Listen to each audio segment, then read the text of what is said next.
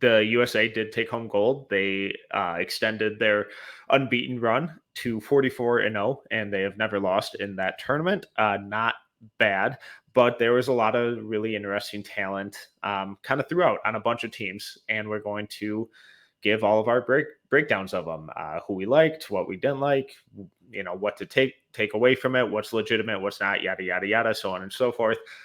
But before we dive into specific players, Rucker, how did you approach this scouting process? Yeah, I mean, this episode's going to be for the sickos. This isn't for the casuals out there. For those of you that want to turn into sickos, welcome. We're very proud to have you here.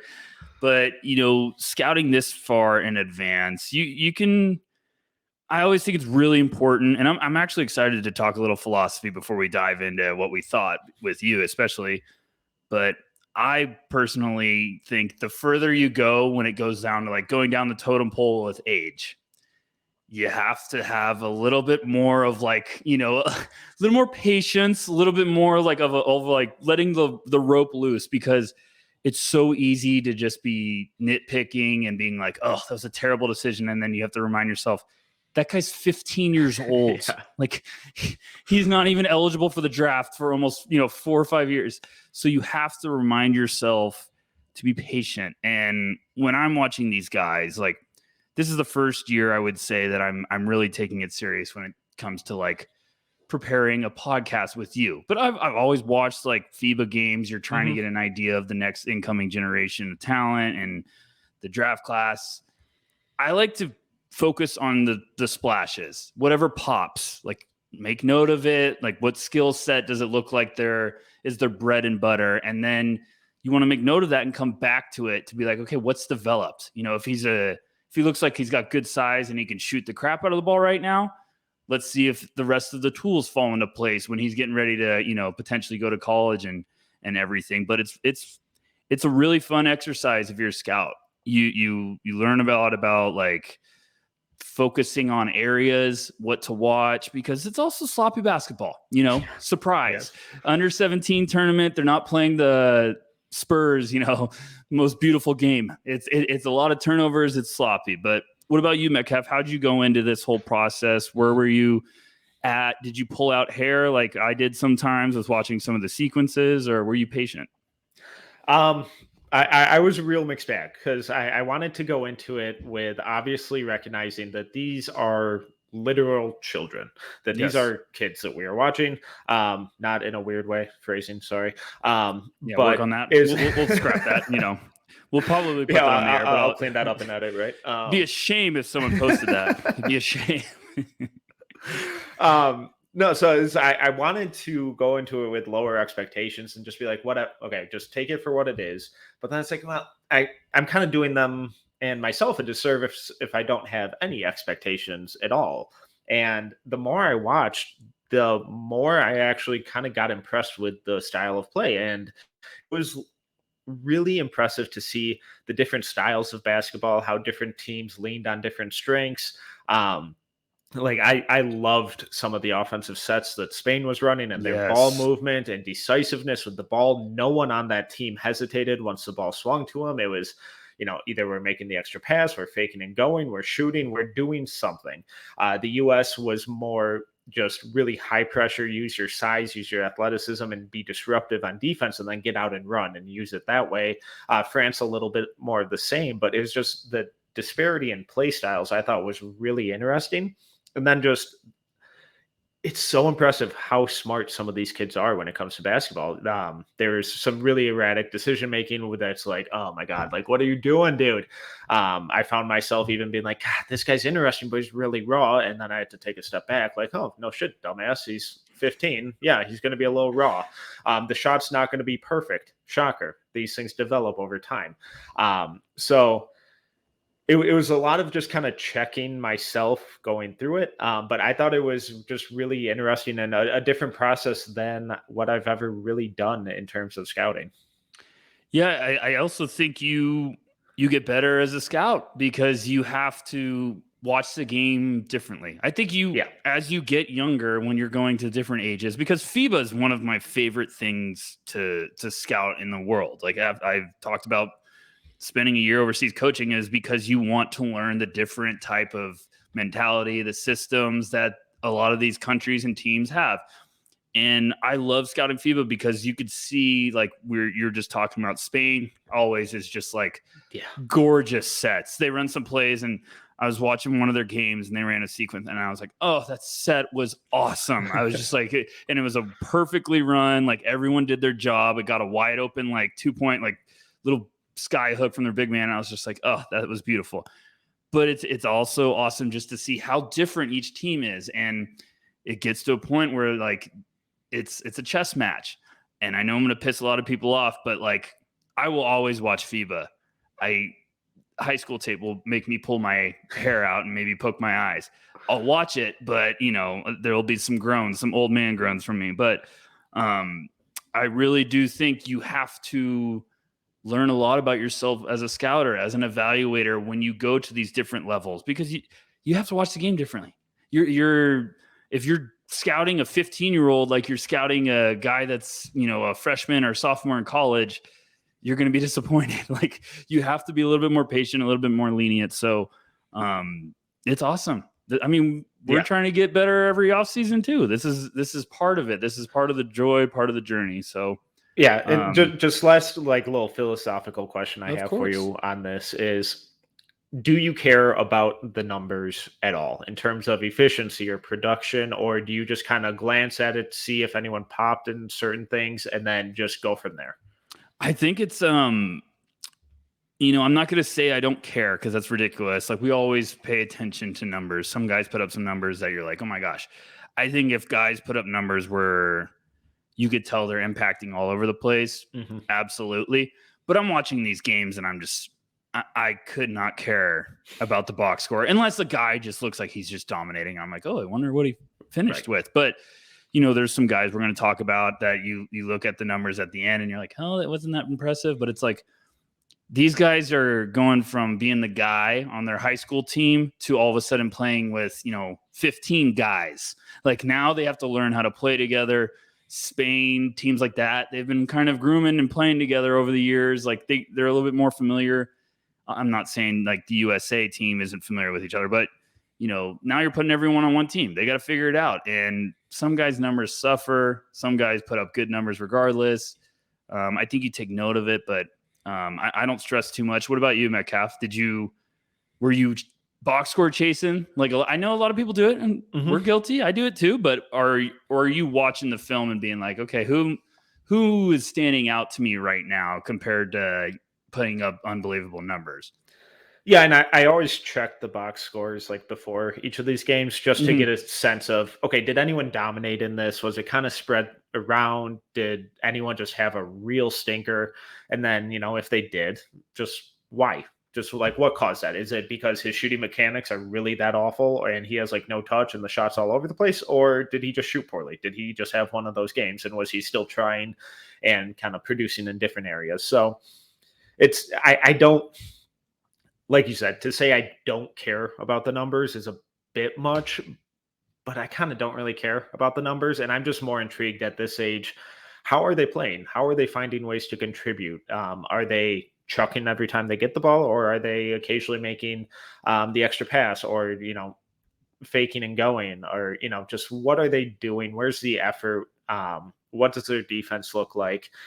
And, one guy who really struggled based on the numbers, and I think, some of that could be chalked up to playing in somewhat of a different role, was DJ Wagner, who is currently the number one recruit, according to ESPN, in the class of 2023. He hasn't committed yet, but is heavily linked to Louisville and Kentucky. So Wagner really struggled from a scoring and scoring efficiency standpoint. But what were your takeaways with Wagner?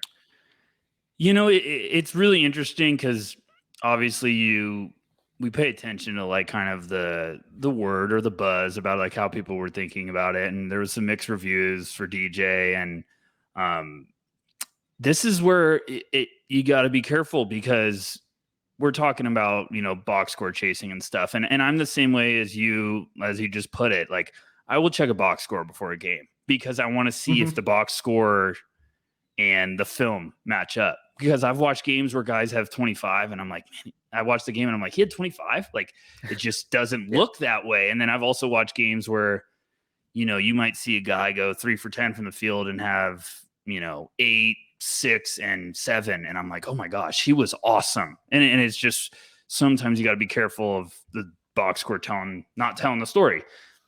DJ, well, you'll look at his stats. He in the tournament averaged 9 points a game, 3 rebounds, 2.9 assists, 1.7 steals in 19 minutes. Shooting splits 39, 19, 87.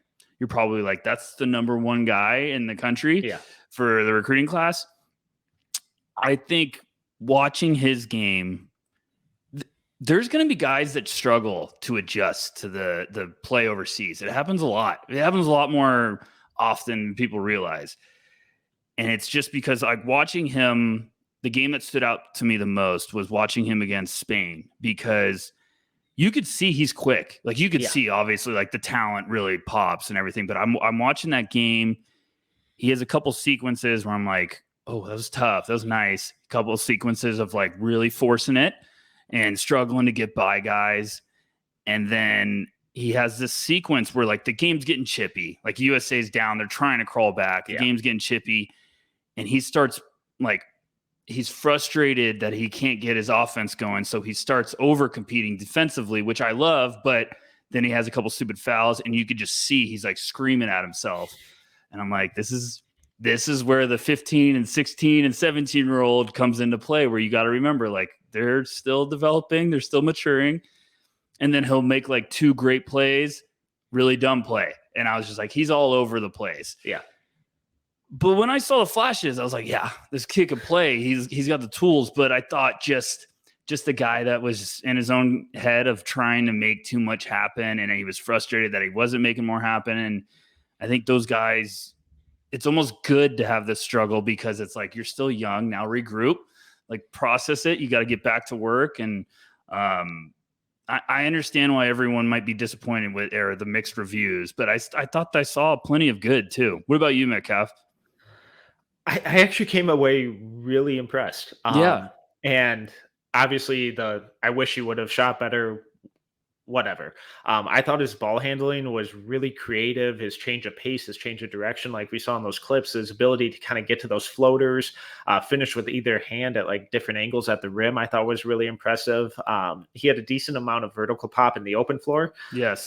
He had a couple transition dunks where I was like, oh, okay, you got up a little quicker than I thought you were going to. And then I thought he competed really hard on defense every game. There was some immaturity and with bad fouls and, like you said, over competing and overcompensating for the offensive struggles. But I'd rather have a guy do that than get frustrated and completely check out, where it's like, absolutely, yeah. Like, dude, I get that you're not hitting your shots, but where did the defense go? Like, you still got to play on that end. And that was never really an issue with him.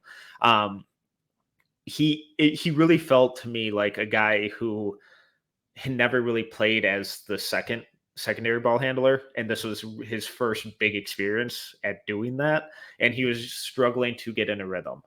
There were a lot of times, kind of like you mentioned, where he would pound the air out of the ball, and it's like, oh, okay, you haven't gotten the ball in a couple possessions and you're trying to find your own, you're struggling shooting, you're trying to force yourself into a rhythm, force yourself into getting some easy buckets, and they're just not coming. So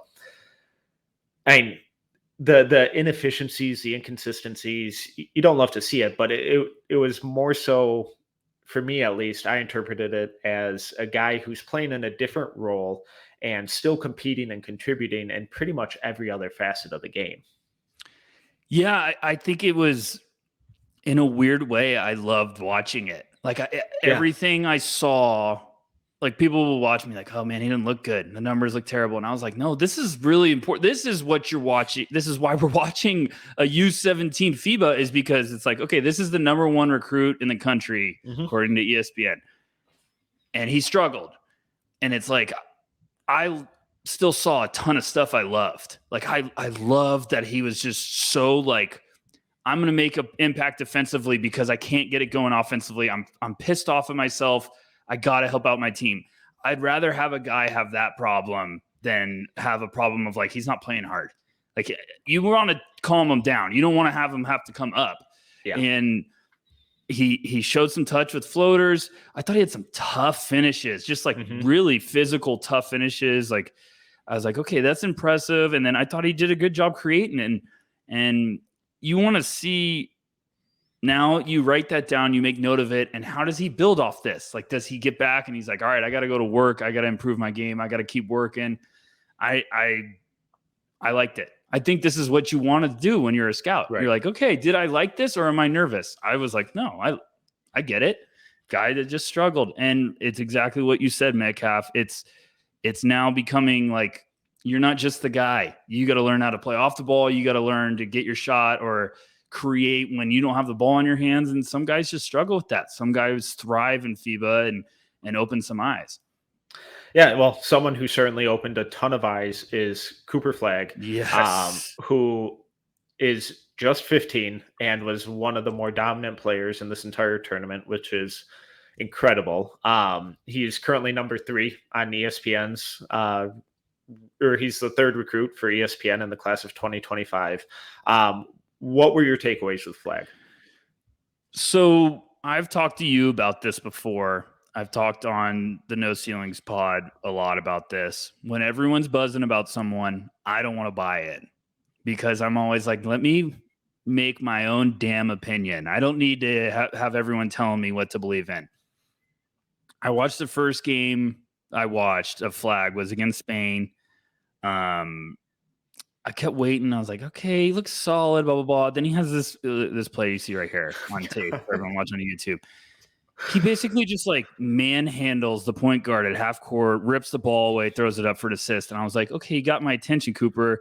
Then he starts having some of these blocks, some of these like playmaking flashes. I watched this game against Serbia and I was like, my goodness, this dude. And then he's impressing me. And I was like, man, this kid's nice. And then I just have to keep reminding myself, like, Rucker, he's 15 years old. Yeah. And me and you were texting about him and you sent me a text and I was like, whoa, Metcalf. And then I watched and I was like, okay, you're not crazy. Because it's just he plays like he's 20. Like just some of the reads, some of the defensive rotations, some of the claps, the awareness, some of the passes he made. I was like, this is not a 15-year-old. Like, show me a damn birth certificate. This is literally the I am 12. But I was like, oh my gosh. And the funniest was I checked the ESPN rankings and I was like, 3rd? Like, he's 3rd? Like, why is he third? I was like, shout out Carlos Boozer. His kid's 1st. But I was like, Cooper Flagg's 3rd. Boozer's kid must be putting up 50 and 30 in high school. But you know, I just love the patience, the feel for the game that he had. You know, he's 6'8" and he's 15, and he just plays like a poised veteran out there. I thought he just played the game really mature and under control. What about you? Yeah, and I think that point about how mature he played it is important because at the same time, I had to keep reminding myself, he's just 15, but he doesn't play like a 15-year-old. He's playing like, you know, one of these 17 or 18-year-olds. And his defense was incredible. He's 15 and they're throwing him as the spearhead of their full court press. Yeah. And they're leaving him at the top of the arc to switch everything in the half court. And then he's dropping down on post ups and cutters and blocking from the weak side. And there's one clip where he was on the opposite wing and cut all the way across the court, picked off the kick out pass, stole it, and then ran down and threw an alley-oop to his teammate in transition. It's like, what in the world are you doing? Like, this isn't normal. So the fact that he just has that kind of court and spatial awareness at that high of a level already with that length, and he's already figuring out how to use his length to be so disruptive on defense, I think that's really special that age, and playing up 2 years against some of this competition who's really impressive international competition, I just couldn't help but being incredibly impressed. And then you just throw in his motor, which is incredibly high, and shows up on his rebounding on both ends of the floor. Here's a menace on offense. He tracked down a ton of defensive rebounds. It's like there's really very few things not to get incredibly excited about with him. I was falling in love with his game, and I was just like, okay, I'm so impressed. Like, whoa, all right, I get it. And then he has a sequence. I think it was against Serbia. I'm sorry if I'm wrong with this, but like he has a sequence where he like, let's say the guy on the other team gets an offensive rebound, and he's just battling. He like Flagg's like, you're not getting the shot up, and he blocks like 3 shots in a row. Yeah, and like the 4th one goes out of bounds.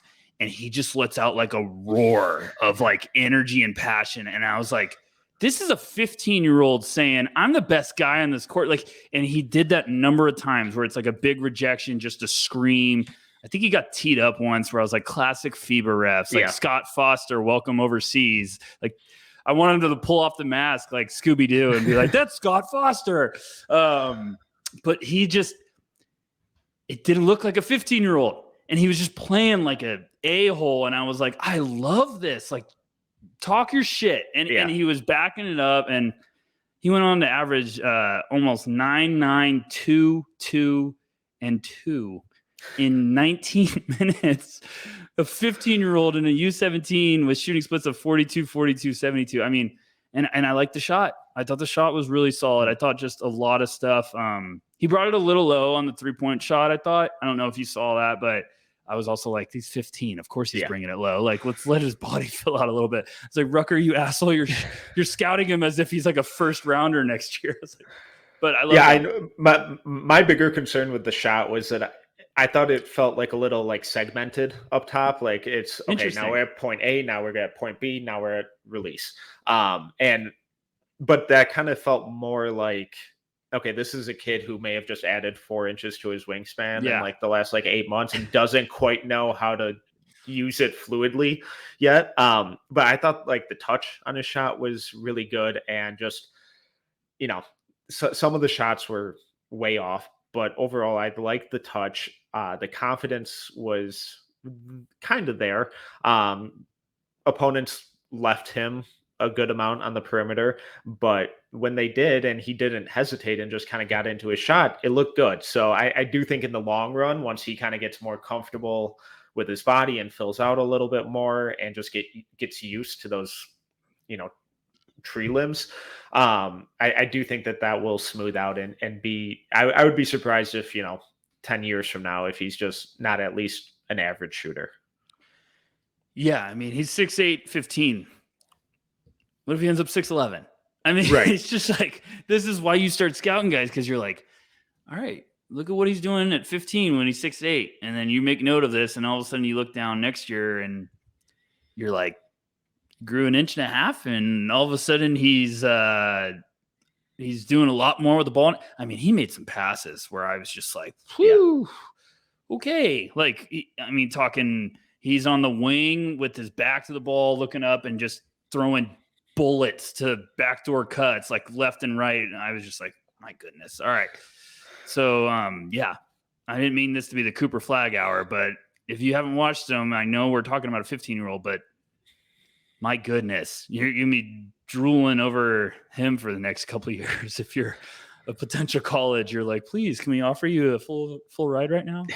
In a hefty bag? I did not say that. I did not say that. Hey, that's legal now. Hey, legal. Sort of, because that's never happened before. But another guy that, these college programs are going to be drooling over is Ron Holland, who is the number 4 recruit for ESPN in the 2023 class. Still uncommitted. I'm curious what your thoughts on Holland were. I really liked him a lot. Here's my thing with Holland, and I hope I'm wrong. I really liked his game a ton. I don't know if he's like a superstar upside, but I think he's the guy every NBA team is going to drool over, because I wrote it down. I was like, he's the glue guy for USA, versatility on both sides of the floor. I said, he just seems to constantly make a play when they needed to play. Like every single game I watched, I was like, he's just making a play. They needed a play. He was showing up. Thought he battled. I thought he was tough. I think one of those guys that got a really high floor. Because I think he's just gonna be a damn good basketball player. And I could be wrong, and he could be multi-time all-star when it's said and done. But I just was watching him, and I was like, that's the guy every team needs. Like I loved how he was a cutter. He can make shots from outside. And I just thought he was tough. Like he was not afraid of the moment. And, obviously he was throwing down a couple posters, but he averaged almost 11, 7 and 2, 53, 42, 58 shooting splits. But like he's 6'7", reportedly has a 6'10.5" wingspan. He's not going to wow anyone with his, frame. I just thought he was a heck of a basketball player. I just was like, this guy's going to be a really good piece moving forward. What about you, Metcalf? I hate throwing Draymond around, but I was just saying like the Draymond. I know even Gavoni wrote like Scotty Barnes impact wise, and I was like, yeah, I get that. I just hate that we're always going to be using those guys now. But it was his impact on this USA team. Like I was like, he needs to be on the floor.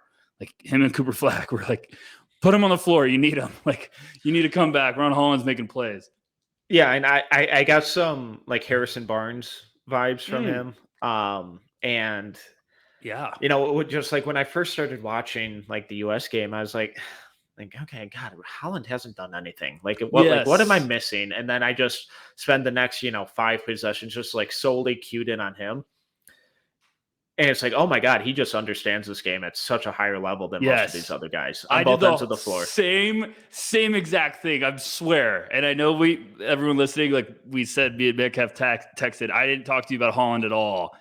And I did the same thing. I was like, man, everyone was hyping this dude up. Like, where is he? And then I just started watching just him. And I was like, oh, you get it. You understand it. Like, so thank you.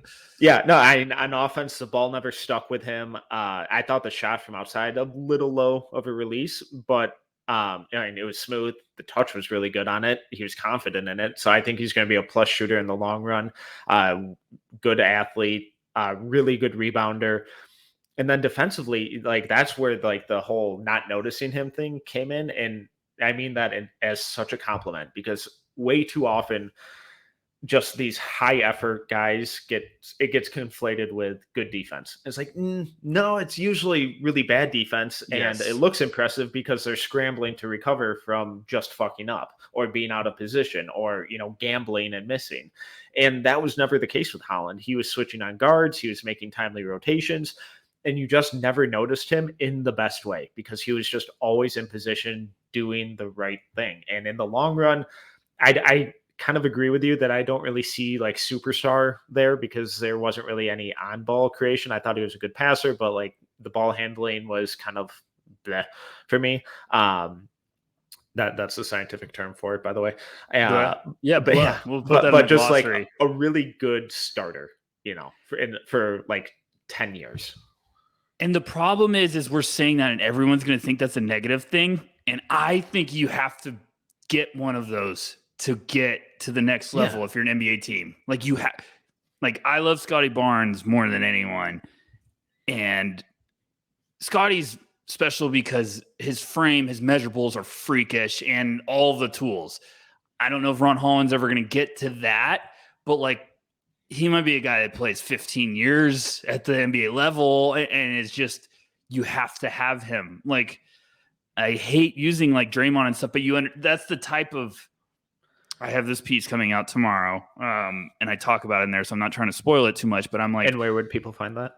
At NoCeilingsNBA.com. It's free. I'm actually really pumped for everyone to read that tomorrow because I pretty much was like bleeding through my fucking fingers writing it. But I talk about every team that wants to become a champion needs to get a glue guy. You have to get a guy that does not need to score. He can make everything easier for everybody else. It can be on the offensive side of the ball. It could be defensively, just making plays, just showing up. And Ron Holland is that vibe to me. And I think those guys, we drool over superstars, but those guys are so damn important in the NBA. I mean, you look back at all the title teams, they all have them. Like, Warriors just won with Draymond. You look back at, I talked about the 08 Celtics. I'm not being biased, but I was like, James Posey was a glue guy on that team. He was really, really important because of his defensive ability. Didn't need to do a lot offensively, but he knew his role and understood it. Like, every team has these. Shane Battier with the Miami Heat, like, and that's where I'm saying, I think like, Battier might actually be a really good one. That's what I'm saying, Metcalf. I've worked hard on this fucking piece. Let me thrive here. No, I'm just kidding you. I know, exactly. But that's what I'm saying. Like, Holland gives me that vibes of just like really, really important player. And I didn't mean to go on a rant, but now I'm fired up. And I'm glad we're back talking about actual scouting. This is great. I'm having a great time.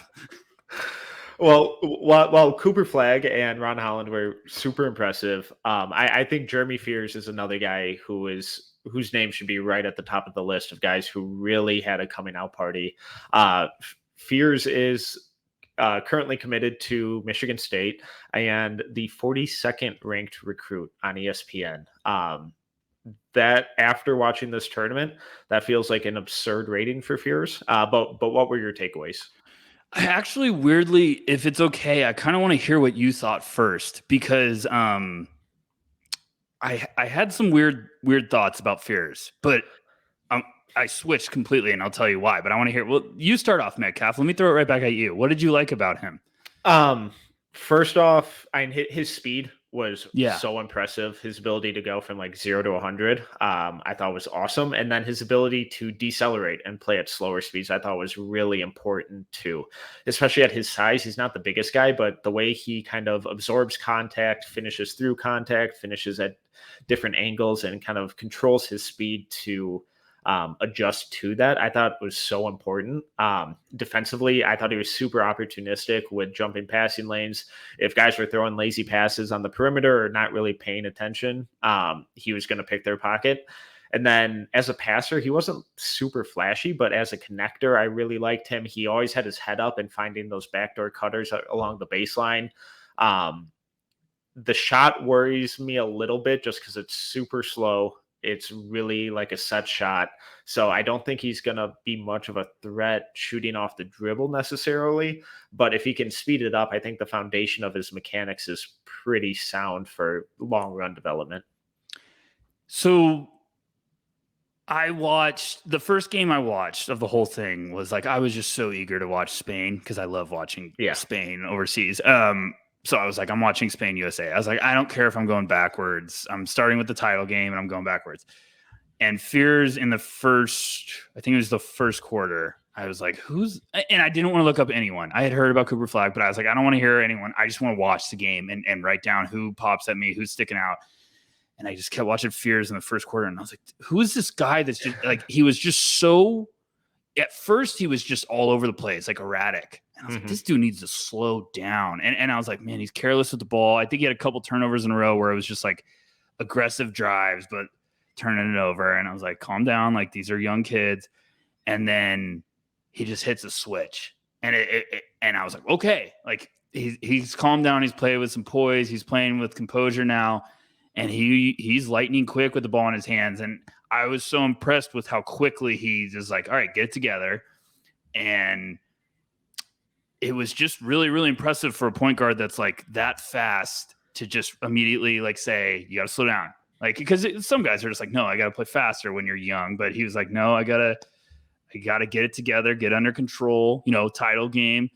And I really liked, he had some creativity in tight windows. The playmaking, like you said, it wasn't like the flashiest going to show up on SportsCenter, but it was like every time he made a good decision, I was like, okay, nice. Like, that's a good read. Just, you don't have to always be fancy to be a good decision maker, which is something everyone has to remember. You don't have to be LaMelo. You can just make the damn extra pass and it's a great play. And then I read after the game because I was like, okay, I'm interested about Fears. And then I read he's going to Michigan State. And I was like, yes. It's like the most Michigan State point guard ever. And I hate it. He's going to play 3 years there somehow and then like go in the first round and be like, I knew it. I hate it so much. I really like the tools. He's just got to play with some poise, but there's some serious burst. I came away like, okay. And that's why it's also important when you're watching these guys, like we talked in the beginning, like you have to watch them differently. Because at the beginning I was like, ew, out of control, just wild, reckless. And then I was like, nope, he quickly turned into a completely different point guard in that game. And I liked all the other flashes in the other games. All right. Is there anyone else on this U.S. team that you really want to mention? They were littered with, top talent over the next couple of recruiting classes. But I think those 4 guys that we really dove in on were definitely kind of the 4 biggest names and 4 kind of biggest performers. But was there anyone else that kind of caught your eye? I got to just talk about one real quick because I know we got a lot to talk about. But I got to talk about Boogie. I liked Boogie. Fun. I love Boogie. Boogie Fland, for everyone listening. He's number 18 on ESPN's rankings for 2024. He turned 16 while he was there. He played limited minutes. But whoa, when I started watching his games, I was like, all right, Boogie, I'm in. I was like, I'm gonna be watching. I literally was just like circling that name. I was like, yes, I'm gonna keep a close eye on you. He's weird, Metcalf, because every time he shot, I was convinced it was going in. Yeah. Because I was just like, he just has that look of like, he thought so too. Yeah. And I was like, that's special. That's like unique with a guy like that. That's so young. Like, it's like Lou Williams in his prime. Like guys like that, you're just like, they think every shot's going in. And I'm not saying players don't, but you could just tell like the confidence he had in every look. He's 6'3", looks like he's got a good frame to build on. He had a sequence against Molly that was transition steal, crossed over the first defender, between the legs, the second defender, and then just threw like a dump off. And I think it was to Holland or someone, and then it was just like a poster slam. But I was just like it was a steal. Like he was the last line of defense, came out of nowhere, snuck up behind the guy, and then just was gone. And I was like, this kid has some stuff. I was just like, I'm really intrigued. So, yeah, sorry, I had to mention Boogie. Did you love him as much as I did? Or he was just so much fun. Just the confidence, the flair. It was perfect. It was exactly what you want from your New York point guards.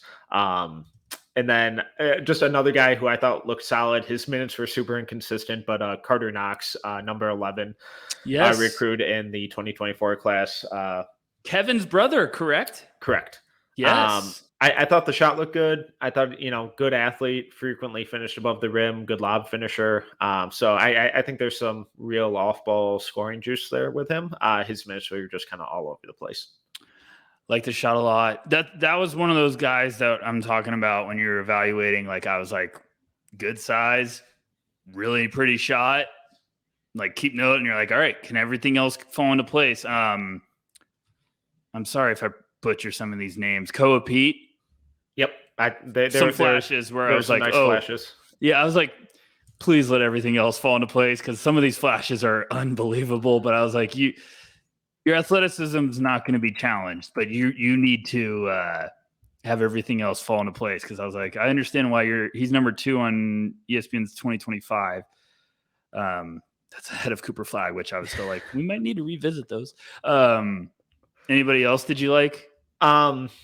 Last one for me was Sean Stewart, number 7 in the 2023 class, committed to Duke. Freak athlete. Like that dude can leap. And he had some monster blocks and rebounds and dunks. But then he would go through long stretches where I just kind of forgot he was on the floor. Similar to Knox, his minutes were kind of all over the place. So I think that played a factor into it. And he never looked at the rim when he wasn't within 5 feet. So not a shooter, awesome athlete, kind of tough to get too much of a gauge on too much else with him, just because of kind of how erratic his minutes were. He was tough, and then I was like, you gotta get something else in that game that's holding you back. Because I thought the same thing. he would kind of not make an impact, and all of a sudden he'd just have this humongous block or like dunk, and you're like, whoa. And then he was tough. He was a bully, but I was also like, those guys are tough because they're really damn good. But FIBA, you got to have a lot of versatility to keep up with those other teams. But he was nice. There was a lot of plays where I was like, man, this is a good play. That was a nice play. But going to a good place, you know, Duke's pretty good with turning out guys.